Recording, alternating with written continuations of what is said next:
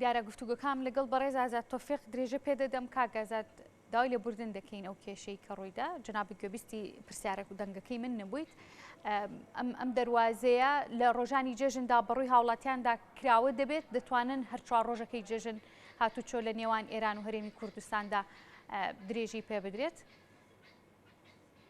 ئێمە ڕۆژانە لە سعات 6 بێنێ بۆ 6 ئێوارە بە ڕۆژانی هەینی هەتا بە ڕۆژانی پشوشەوە دەواازە کراوەیە بۆ هاتوچۆ بەڵێ ئەمڕۆ هیچ گەشتیارێک لە نێوان لەم سنوورەوە لەم دەواازەیەوە هاتوچۆیان کردووە دوای ئێمە دوای سعات 11 کە بە فەرمی کرایەوە پێم وایە لەم دی و خەڵکە بۆ بچێ بۆ ئەودی و بەس نازانم کاری لۆجستی ئەودی و تاوا بوو بێ چکە پیانتن بە خێر بێنە مشتێک تاوە هیوادارم ئەوانی ڕۆشتون نەگەڕابنەوە چوو بن سەفەری خۆیان کرد بێ هیوادارین کاک ئازاد دیارە ئەم دەواازانە گرنگیەکی تایبەتیان هەیە چ لە ڕۆ ئابوووریەکەەوە کە جەنابیشە باسە لێەوە کە لە ڕۆ بازرگانیەکەەوە بەڵام پێویستیشی بە ئەمنیەتێکی باشەیە لەگەڵەوەی کە لە هەرێمی کوردستانە ئەمنیەتێکی تند و تۆڵ هەیە تاچەند ئەمە ڕەچاو کراوە هیچ میکانیزم و سیستمێکی ئەلکترۆنی لەکردنەوەی دەواازەکەیە بۆ کار ئاسانی هاوڵاتیان و گەشتیاران ڕەچاو کراوە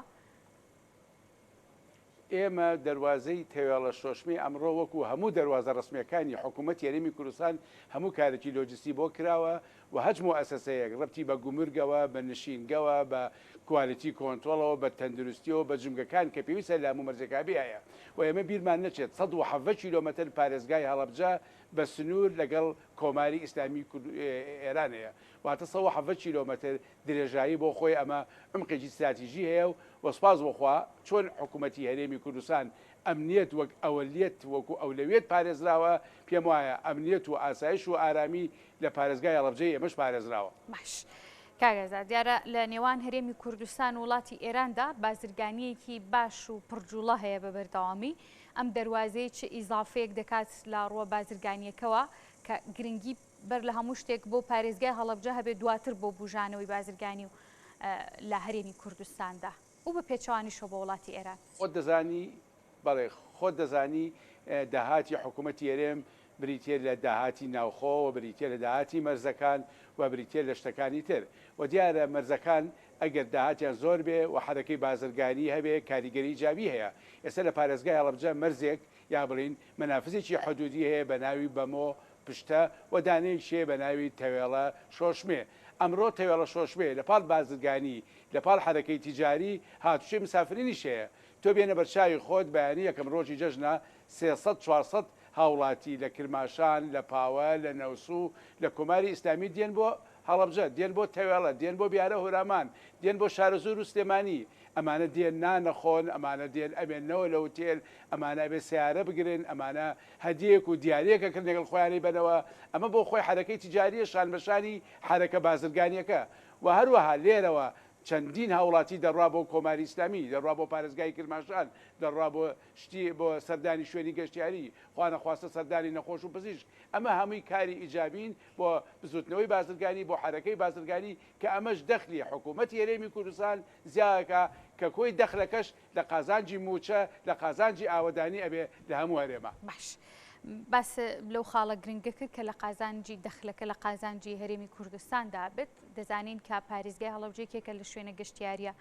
جوانەکان کە چەند شوێنێکی گەشتیاری گرنگی تێدایە کاک ئازاد بەڵام زۆر جار هاوڵاتیانی ئەو پارێزگایە گلەی دەکەن کە ڕەنگە لە ڕووی بژانەوە لە ڕووی خزمەتگوزاریەوە زۆر گرنگی پێنەدرابێت ئەم مەرزانە هۆکارێک نابن کە لە مەودووە لە ڕێگەی ئێوەوە وەکو پارێزگاری هەڵەبجە و لایەنە پەیوەندیداری و معنەکانی دیکە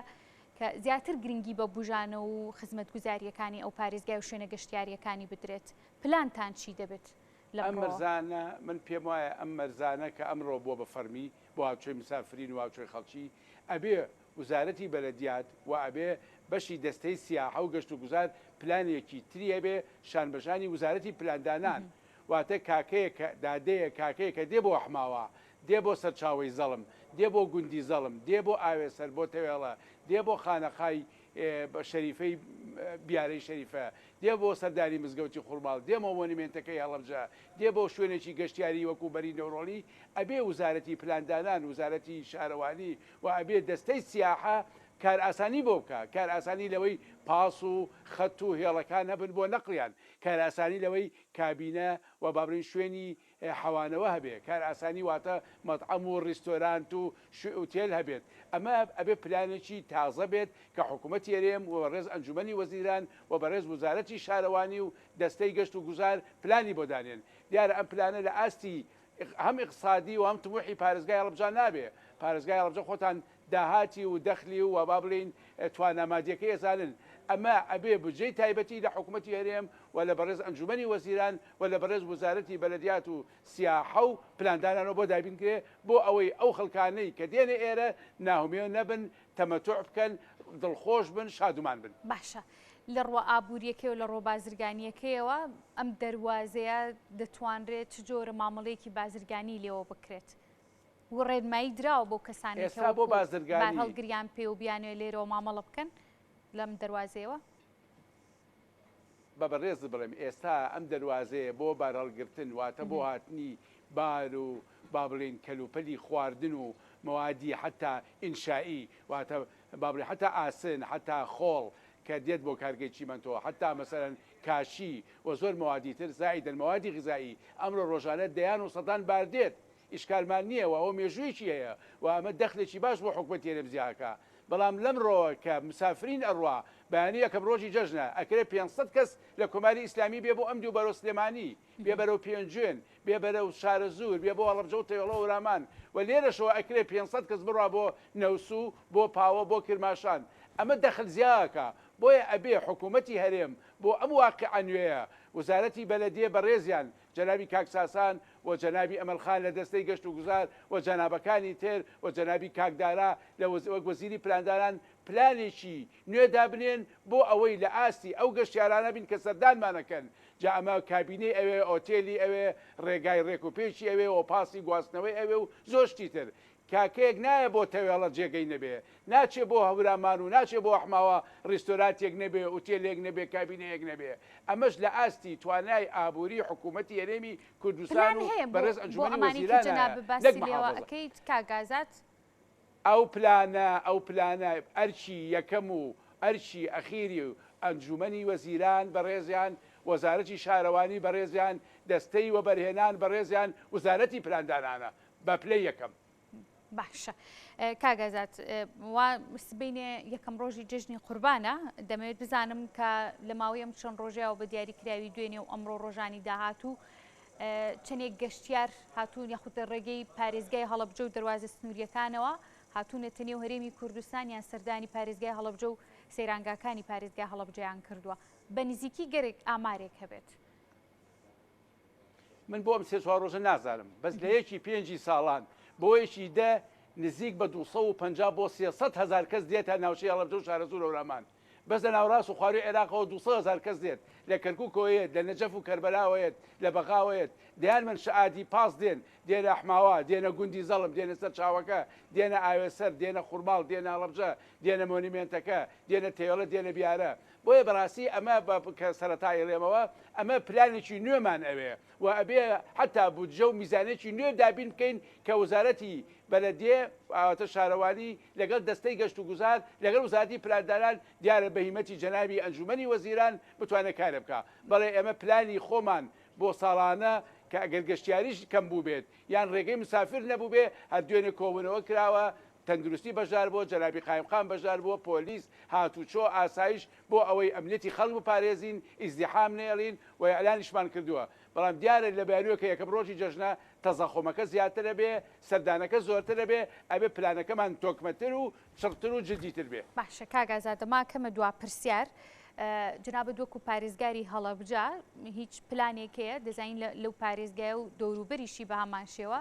سەرمایهداری باشەیە کە ئێستا سەرمایەکانیان دێنەنی و پارێزگاکانی دیکە هەرێمی کوردستان بۆ بەرهێنان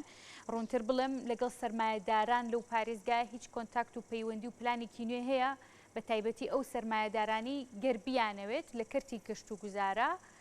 وە بەرهێنانێک بکەن یاخود بژانەوە بە کەرتی گەشت و گوزار بدەن لە پارێزگای هەڵەبجەیە پلانێکی لەم جۆرە نییە لە نێوان ئێوە و دەستەی بەڕێوەبەرەتی دەستەی گەشت و گوزار و سەرمایهداراندا ئێمە پێمان وایە لە پاڵ کارە خزمەت گوزاریەکان چونکە بەڕاستی هەج ئاوەدانیەک لە پارێزگای هەڵەبجە بێ بە پلەی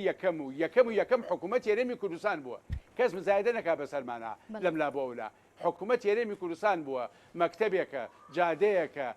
پارجیەکە باخچەیەکە ئەو کردوێتی بەڵام نابێ کەرتی تایبەت واتە نابێ سەرمایهداری نیشتیمانی نابێ بزنسمانەکان و خاوەن کۆمپانیەکانی هەڵەبجە شارە زۆر هەولامان نادیدە بکەین کە ڕۆڵ و نەخشی گەورەیان لەکردنەوەی مەکتەب لە مەکتەبە لە مزگەوت لە ساحەی تانتان لە وەبەرهێنانی تر لە ناوچەکە بووە دەیان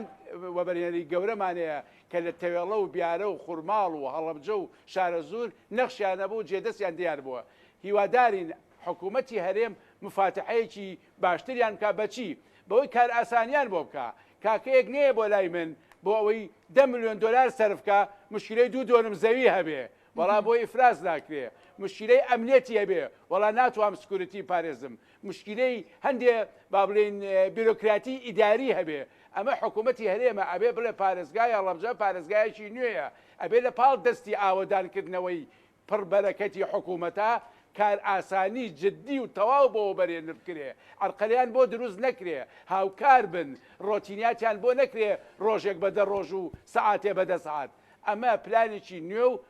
با بڵێن هەوڵێکی نوێ ئەوێ کە من پێم وایە بەڕێز ئەنجومەنی وەزیران بەڕێز وزارەتی پلانداران ئەوێ نەخشی تاوایان تیابێ بەڵێ بەڕێز ئازاد تۆفیق پارێزگاری هەڵەبجە لە هەڵەبجە و میوان مابوو زۆر سوپاس بۆ ئامادەبوونت کاک ئازاد